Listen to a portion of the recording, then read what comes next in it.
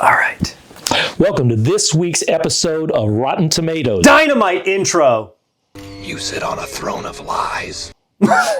You scared me. I know. I wet myself a little. Peeing your pants is cool. Consider me Miles Davis. Excuse me while I wipe. Acting.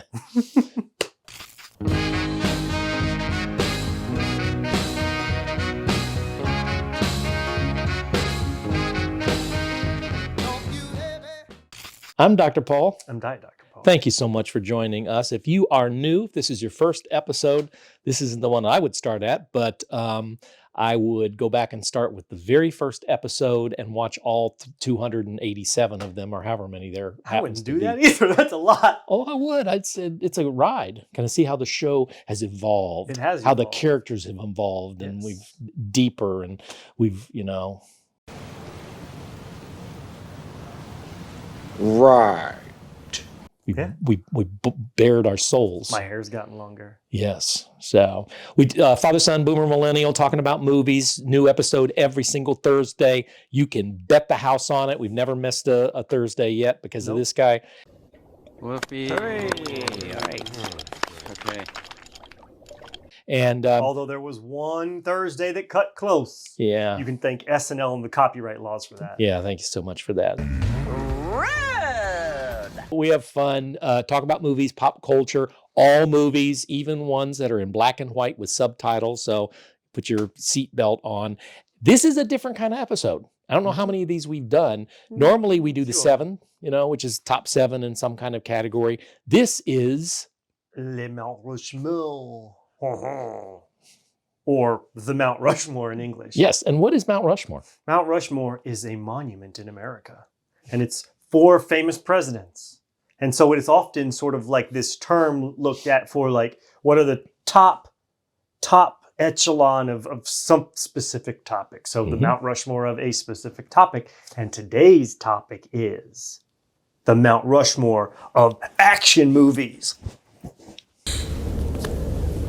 Come with me if you want to live. Yeah. Show Michael Bay clips. Cue the explosion. Yeah. So This is in my brain did Bruce Lee explosion, Chuck Norris, Bruce Lee explosion. this was hard. Man, you are one pathetic loser. It was very difficult. It was hard so you don't wind up with 4 white guys. Well, it And, wasn't my longest list of preliminary people, but it was the hardest to go from like 7 to 4. It was very difficult to get there because there's some people that you just like, how can you not mention them? Yes. I approach this from a research standpoint. From a research standpoint. Yes. Gay! Because my first question was, what the heck is an action movie? Yes. What constitutes an What action constitutes movie? an action? It's the same thing I said. And then like, well, when did they, because I'm thinking you're going to go back to same thing very, very next. swashbucklers and Robin Hood back in 1910, 1920. Dartmouth University has done research I around this. knew there was some way he was trying to connect this to what's your boy, who's always jumping off trains and stuff. Not Harold Lloyd. Yes, I know what you're talking about. I cannot not think of his name. The General. Yeah. What's wrong with my Alzheimer's kicking in? It's my Alzheimer's kicking in too. It's Yeah. like your favorite, but yeah, I knew there was going to be a way you were going to connect to him. Well, I really did. But here, I really did. listen, okay, this is a definition, okay, an extremely successful, influential mode of popular cinema that foregrounds spectacular movement of bodies, vehicles and weapons, state-of-the-art special effects, highly dynamic elements, with the actor's physical performance as a central aspect of this, are usually held together by fast-paced, pared-down, goal-oriented narrative structure. Like horror movies and thrillers, action film is defined in part by the type of experience it offers its audiences, mainly a visceral, exciting one of movement through usually an urban space, as the characters pursue a clearly specified objective, usually with a time-critical scenario. Mm-hmm. Have you ever heard a better description of action I think it's a movies? very apt description. I wouldn't agree with it on like in absolutes, because I think that there is a proponent of action movies where the character's lack of physical prowess is almost an extension of like how cool it is in itself. But I agree with most of it. What you just said, I think that's a good way to sort of like find a good middle ground. It mentions like, urban spaces. Yes, that's very true. But there are ones that don't take place in urban spaces. It has evolved, Yes, is changed. the thing. And essentially, then this bumps up against what are usually called adventure movies. And those are the ones from, this goes back to 1910. I mean, there's The Great Train Robbery was an action film in some sense.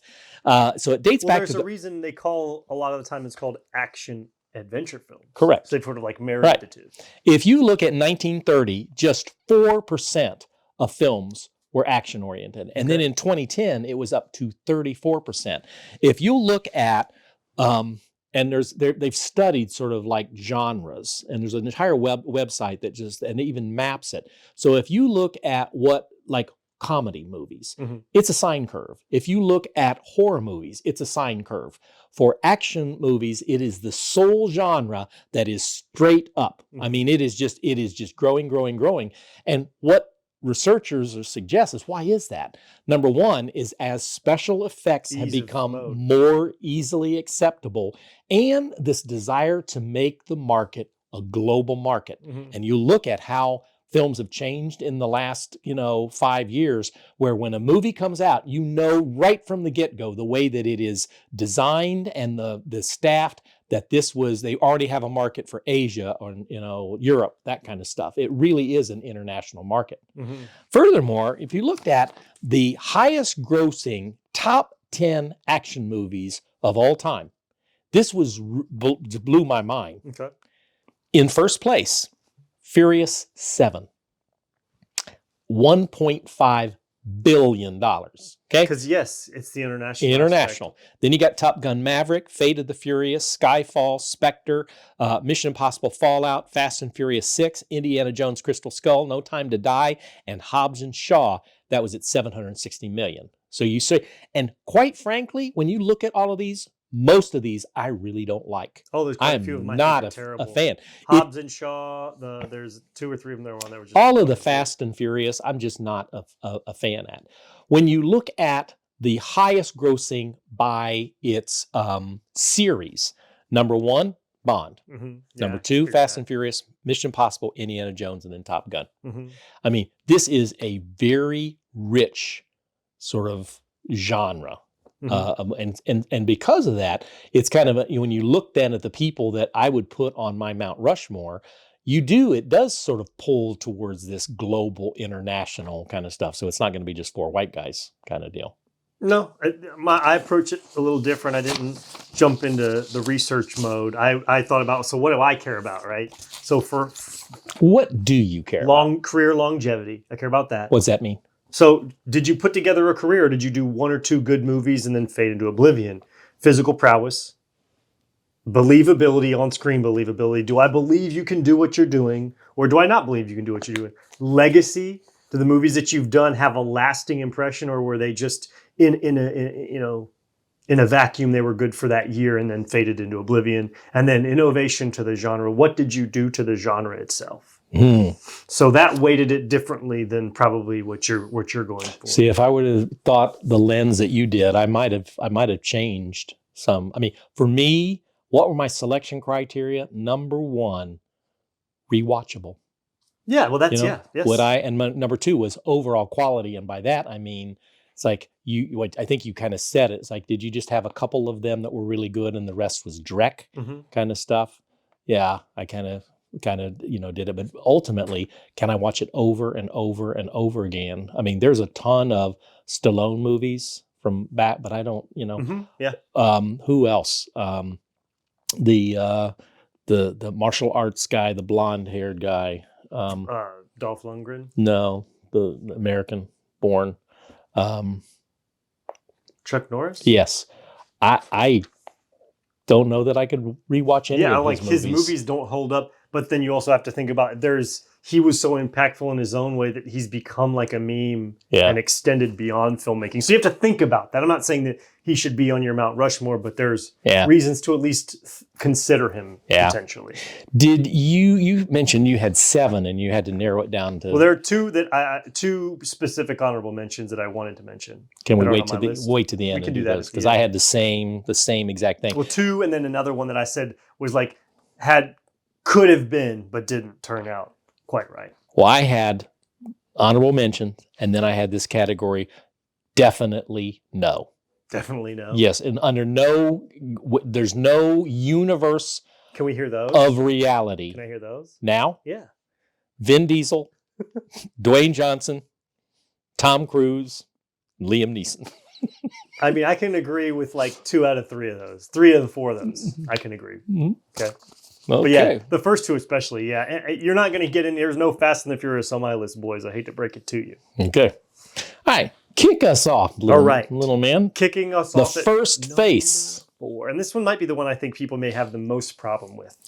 When you say 4, these aren't in inequality, are they? Well, no, I mean, I tend to, if I'm going to put them in a list and I have to go boom, boom, boom, boom, boom, I'm going to probably rank them in an order where at least I have my best one at the top. Yeah. All of mine are. Well, there's Okay. tiers. There's the number 1. Okay. There's number 2, and then there's 3 and 4. All right. Well, let me. So hear number it. 4, Yes. Kurt Russell, with 109 roles, starting all the way back in 1962. And you're already looking at me funny, but I don't care.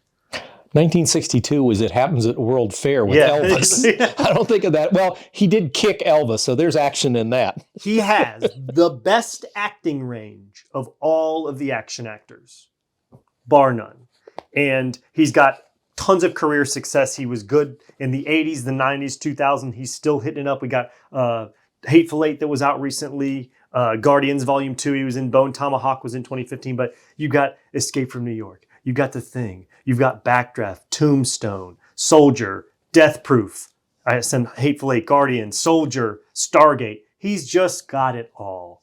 And his quintessential role, though, for me is Tombstone. That's the Kurt Russell that I want on my Mount Rushmore is him. There's an Billy Zane's character in Tombstone has this little aside with the actress where he talks about, he describes him like a poet. And I thought that's such a badass little like way to name him. But yeah, Kurt Russell, numero 4. He is a fan of the show. I know. Yeah. And that had nothing to do with my That's why I didn't put addition. him on mine, because he would think that I was just sucking up. You're the Curb Street of movies. Good choice. Good choice. Well, in no 3,000 Miles to Graceland. I meant to say that. Oh, beautiful.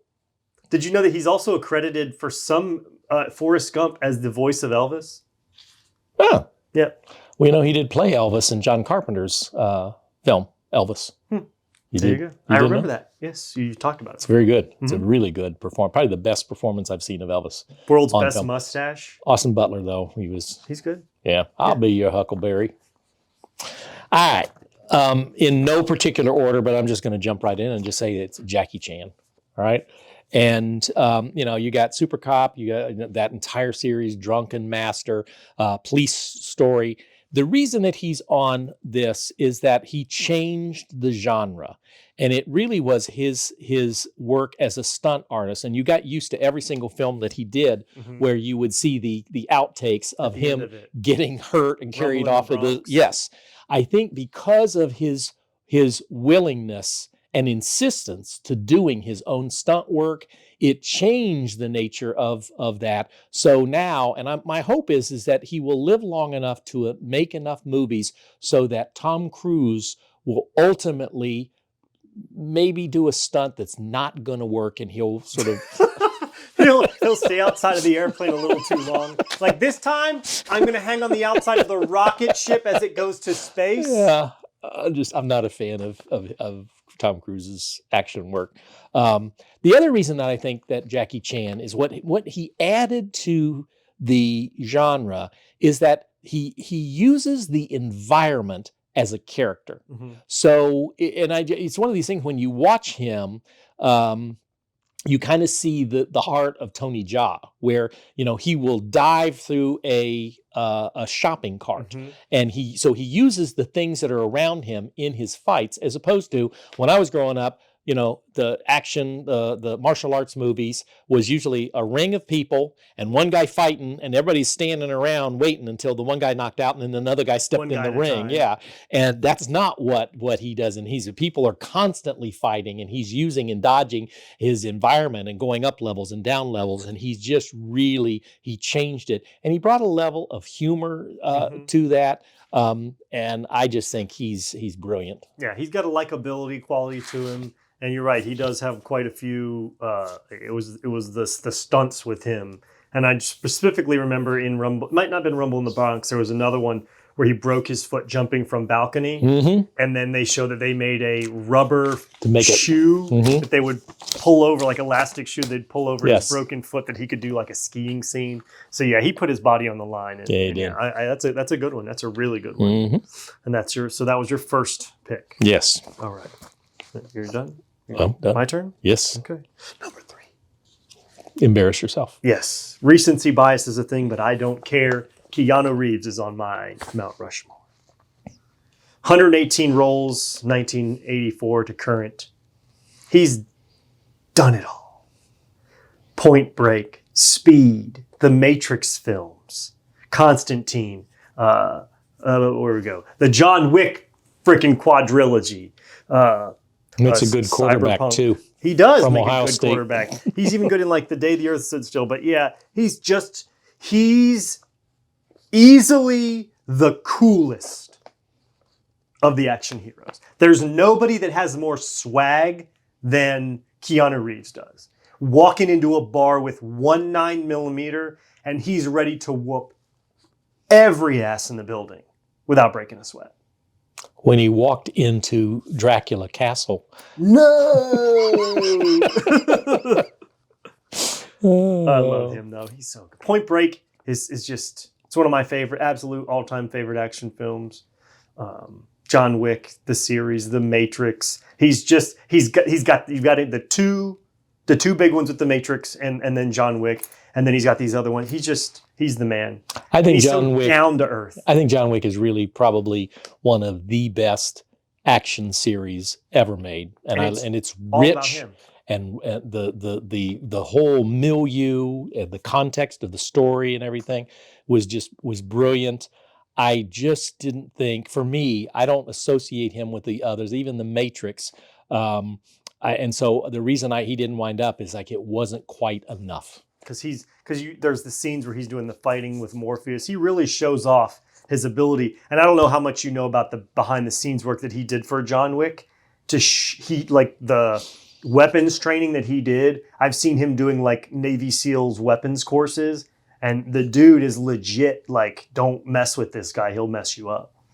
So he's got a believability to him, and then the fact that he's just such a down to earth guy too. Like, you got to, same thing with like Jackie Chan. You got to give him some love for that. Yep. Oh, trust me. I just saw the preview for Ballerina and didn't realize that he was in it. It looks like it's probably going to be a cameo. I don't think he's in it for very long. Yeah, but I'm right there with you. He didn't make my Mount Rushmore, but maybe if he make mine, he could be on the, I don't know, the Disney World version of Mount Rushmore in the President's Hall. So. He's in the Hall of Presidents. Yes. All right. He definitely killed someone in there. Probably with a knife. My next one. Remember I said about overall quality and how you're going to have some, and then there's just sort of the direct. This particular person could fall prey to that, and it is Steven Seagal. But the reason that he's on there, it simply comes down to rewatchable. What he has done, his best of the best, is amazing. And you could watch it over and over and over and over again. And as long as you just sort of ignore everything else, that he's overexposed, and they started paying him by the pound, was just a problem. But you talk about Under Siege 1 and 2 and Fire Down Below, which I think is one of his best. Above the Law. I mean, he really is. And not only is it rewatchable, but there are scenes in that kind of like with Tony Jaa, Mhm. where you want to, back in the days when it was VHS, you'd rewind and play that scene. You'd want to see that punch over and over and over again, Mhm. kind of thing. And I think of him, I associate him with the 80s. And that's really, even the Dartmouth study, that the 80s was when action films came of age. believe So it. Jean-Claude Van Damme, all of those, I think he is the best of all of those folks in that generation. Yeah, I would say that Jean-Claude would be higher on my list than him just because he's resurrected his career a little bit late. I think Seagal hasn't done himself any favors as he gets older, and that's where it hurts. Right. It hurt him on my list is because I feel like if he would have stopped at some point, his legacy would have built, but now it's tarnished a little Leave bit. him wanting more. Yeah, and so that's where he killed it for me. But I agree, he's got very much high rewatchability, and I think he was made for the 80s because it was all about like the quick Aikido hand stuff where he would just like slap you and then hit you one good time and it would be really cool. Yeah. Or breaking the pool sticks over the guy. Like, so Yeah. he's really, really, really relaxed and kind of reminds me a little bit of Keanu Reeves of the 80s kind of. I really wanted to put to a place for Jean-Claude, I did but too. ultimately for me it was, who do I watch more? Mhm. If I were to just quantify, Yes. you know, I've probably seen more Steven Seagal. Yeah, films. I think Jean-Claude did a lot of stuff that got lost in the shuffle, and he just didn't have the big stuff that some of the other guys did. But I'm a big fan. I wanted him to be on my list too. Yeah. He would have probably been maybe number 5 or 6. Hall of No, Presidents. number 7 or 8 maybe. We'll see. Okay. All right, that was your number. How many was that? For? There's not numbers. Well, how many That have was you done? 2. 2. Okay, so this is number 3. And it's a daily double, ladies and gentlemen. Jackie Chan. Wata, wata, wata. 152 roles from 1962 to current. I ran out of space writing down the movies for this feller, but it goes back to Drunken Master, and I remember even Armor of God. We bought that on VHS at some, like, I don't know, Comic-Con or something, and watching, just really like that. Police Story, Twin Dragon, Super Cop, Rumble in the Bronx, First Strike, Rush Hour, Shanghai Noon, all those good No ones. to Rush Hour. All of those. Didn't like those at all. Yeah, well, you're not a human being. No. He's even Splinter in the new Teenage Mutant Ninja Turtle that came out in 2023. But he's so good. And the reason why he's on my list is because he's easily the most active. He's always doing movies, and he did a lot of good movies. He's missed a little late in his career. He's done some, like, I think they're more like older stuff where it's like Knights and Shaolin with freaking samurai and stuff, and it's just a little harder to do. But he's credit him with bringing Asian cinema into America with action films and the stunts and all that stuff that you mentioned. He was a huge proponent of that and really changed action films. He did. Which is he why- also changed the tone and tenor of Yes. Asian films so that they were less Eastern for audiences and more for Western audiences. We've talked before about how what we would call like overacting and in the performance. You see some stuff from the 60s and it's like the just Shaw Brothers way stuff. up. Yeah. And so he made it much more believable and put you in A believability yeah. to it. Mhm. Absolutely. Yes. He's the coolest, man. Yep. Grew up, I mean, I used to love those after scenes where he's just showing him and how often he would get hurt and just continue to do it. Yeah, I mean, Rumble in the Bronx is really probably one of my favorite, and if it's not so my favorite. silly now too with the little boy in the wheelchair and the diamonds. It's so just 1990s. Yeah. But it was good because you loved it as a child, you know. You were I great. did. Uh-huh. He was Yeah. the man. Yeah, I love it. All right. Third on my list, in no particular order, if you're ready for this, is Jason Statham. And it goes on and on. Beekeeper was really one of my favorite action film. Transporter, Wrath of God, Wild Card. Reason for him, it's the range of his films. More often than not, when you go and you see a film with him in it, it's going to be a good film. Unlike somebody like Steven Seagal, which if you just random, here's a Steven Seagal movie, more often than not, it's going to be bad than good. But the good of Seagal, like I said before, is really, really good. Mhm. Statham is just really, he's just kind of brilliant. I'm looking forward to the new one that he's got coming out, Working Man. And I thought Beekeeper was one of the best I could watch. It surprised me quite a bit. I want a Beekeeper series. So, yep. On your list? No, Statham was not on my list. I like him a lot. DeGemmons, Tommy. DeGemmons. I like him a lot, but I like more of this more serious roles than he's done and less of his action stuff. But I love The Beekeeper as well. Lock, Stock, Snatch, two of my favorite movies. But those are less of his like action-y roles. So he just didn't have the affinity. I don't like him as much as you do, but I don't hate him by any stretch. I think he's a good actor. For the same, then Tombstone is an action movie? Yes. Tombstone is an action movie. Okay. All right. We can fist fight. All right. All right. Number one. And this guy, he's number one. He is. He's number one. And if he's not number one on your list, then you probably bumped your head. It's going to be the guy that you were black and white dude on the train, the general, whatever his name is. That's who's going to be your number one. I guarantee it. But the number one should be Arnold Schwarzenegger. Yeah. I'll be back. He is the godfather of new age or, modern action films. He inspired a generation of young boys to lift weights and become muscle bound.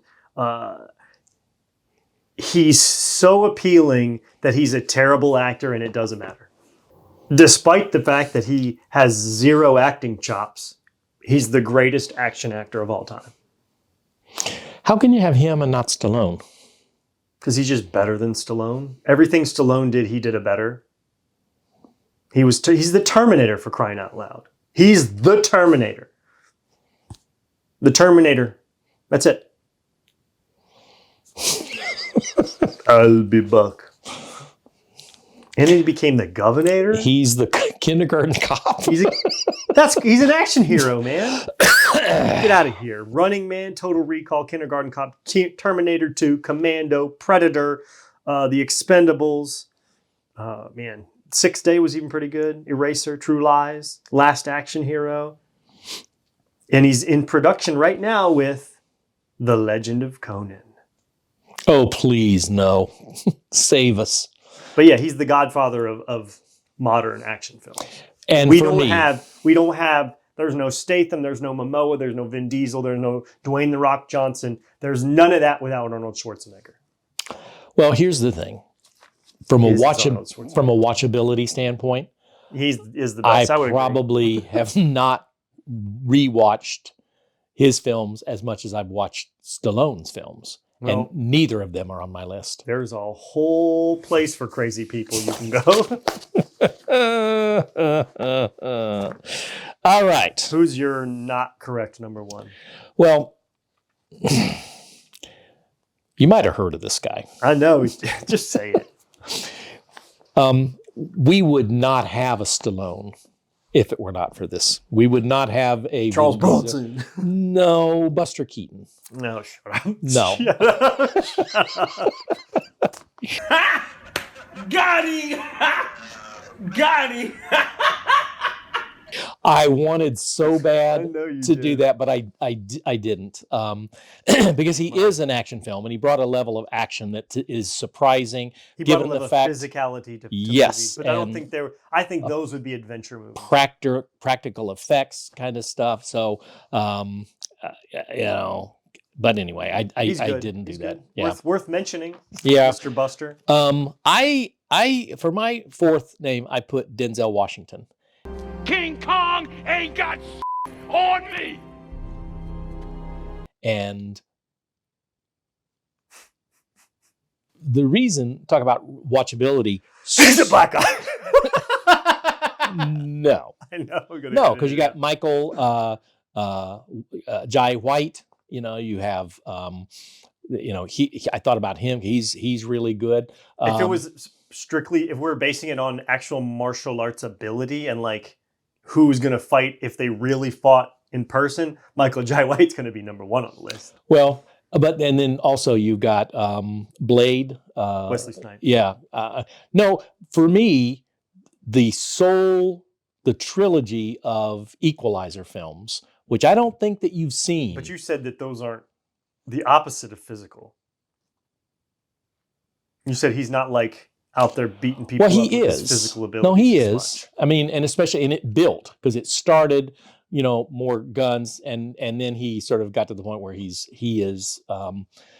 I wonder who is doing the choreograph, the action choreograph for the third film. Because you told me it's on Peacock now, and I almost watched it, but I didn't. Yeah, the third one is the best, I think, and it sort of builds. I knew the TV series, growing up, but I don't think that. I think that this was his doing what he did, and he took this character because ultimately the Equalizer is about somebody that wants to go in and correct injustice. Yeah, he's just a old white guy in the TV show. But what Denzel does is kind of very much in the same way in the Dark Knight series with Frank Miller. The Batman character talked about going into a room and saying, there are 3 ways to dismantle this person. And I can do this, and this one hurts a lot. I decided to do the one that hurts a lot. They recreated this in the Sherlock Holmes, Guy Ritchie film, where it sort of shows that's what Denzel Washington does in this, where he walks into a room and he's already he sets his watch to 20 seconds. I think I've seen the trailer where they show that yes. before. And it's all about sort of him being in complete control of his environment. And that's not part of the TV series at all. No, this is I what can he tell added to it. But it is a really delightful sort of thing to see. And the physicality and the martial arts only increased by the third. It's good story. It's good cast that's part of it. I believe, based on the third one, I'm kind of thinking, well, it's over, that they're not going to have a fourth or a fifth. I wish that they did. And then you have Training Day, and he is scary good in Training Day. So from a watchability standpoint, if you look at Chan, Seagal, Statham, and Denzel, those, when I'm turning an action movie and I want to rewatch them, it's going to be one of those 4. Yeah. I don't know, maybe his just get lost in the shuffle for me a little bit, because you didn't even say the one movie his that I've probably seen the most, and that's A Man on Fire with Dakota Fanning. I think that's a really, really good movie, really underrated movie. Big fan of Training Day. I just think, maybe he gets lost a little bit in the shuffle, kind of, because his can borderline on dramas so easily. Because you get, what's the American Gangster? There's that movie too, where that's like, I wouldn't call that an action movie, but he does action-y adjacent things in it. And he so often does that maybe he just didn't register so much for me in that sense. But I wouldn't say he's bad in any stretch. I think if you were to go back and you were to rewatch the Equalizer trilogy, I can't rewatch something I've never seen. If you rewatch it, and then you'll kick somebody off your list. Probably Schwarzenegger. He's number 1 on my list. He's the last one. He's the first one on, last one off. I'll be back. He's the 82nd Airborne of action movies. Who is on your honorable mention? Tom Cruise. I mean, you love or hate the guy, you got to mention him. You have to, because of what he does with the stunts. You got to mention the guy. And then also, I mean, what is the stunts? You can't, you already said it yourself. You mentioned the guy. You brought him up, not me. Number 2. So if it's stunts. No, but if you're talking about stunts, then he's the guy. There's no guy that's doing more for stunt work than Tom Cruise. So you have Buster Keaton on your honorable list. No, mention. Because stunts. But he's not done what Tom Cruise has done. He walked, though, so Tom Cruise could run. And run quick down some sort of runway at an airplane to jump on and hang on. He's going to be at the outside of a space station with no suit in the next movie, I'm telling you. And he's going to live to tell the tale. Other than that, I wanted to mention Sigourney Weaver, because she is the baddest of the bad for women, and she was number 5. I really was very close to popping her on the list, but Kurt was too cool. And then what could have been for Tony Jaa had he done the right things with his career? Because I think there's probably no guy that's has the physical prowess to do spectacular things than he did. And then you can't have an action movie list and not talk about Bruce Lee. So there's that. I had Bruce Willis, and I just think, from a rewatchability standpoint, the Die Hard movies, Unbreakable, I just think he's brilliant. And then I had Stallone. I would have Stallone way before I would have Schwarzenegger. Yeah. Yeah. You're not a smart man. Oh, I mean, you got the Rambo series. Your nickname growing up, you know, little Rambo, baby Rambo. I mean, can have a cool nickname. Yeah, you weren't, you know, They drew first. baby, Terminator. Baby Terminator. Yeah. I can do that. Cool guy. Yeah, and then, like I said, my definite no is Vin Diesel and Dwayne Johnson. And it's like the same character in every single If you movie. have, and I think Statham might even have this in his too, but I'm not sure, where they've got a clause in their contract where they're not allowed to lose fights in movies. If you had that in your contract, you're not allowed to be on my Mount Rushmore. I don't know that Statham does, but I know some of the guys in the Fast and the Furious movies did, and he was in there, so hopefully that's not him. Tom Cruise. Yes. He's just the best. No, that's in his cruise. No, it's not. You can't It's be in his taller than cruise. him. That's every actor on earth. Stewie Griffin's taller than Tom Cruise.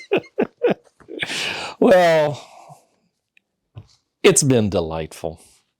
And curious as to who you would have on your Mount Rushmore. Mm-hmm. I'd be curious as to which of the two lists resonate more with our vast audience. I would be curious for your suggestions about the other Mount Rushmores. We've done several of these. Mhm. I like them. I like them. Me too. Yeah. It's just harder to narrow them down to 4. It is. And it is absolutely. And I know the first one we did, it was for horror. And I'm thinking, is it director? Is it actor? It's like, no, it's horror, period. It's like, how can you do that? Mm-hmm. That was a tactical mistake on your part. No, Yes, it it was was. a victory on my part. So, auditioning my new co-host. So, When and where? yeah, send me your portfolios, 8x10 glossies, some tapes of your previous work. Some 8x10 glossies. Sounds like a club drug. Any glossies on you? That sounds good. I'll have that. 8 to 10 glossies. That's a fun night. You're killing me, Holmes. You're killing me. All right. We will see you at the Hall of Presidents with our backup and at the movies. Mm-hmm. Kill me now. Oh.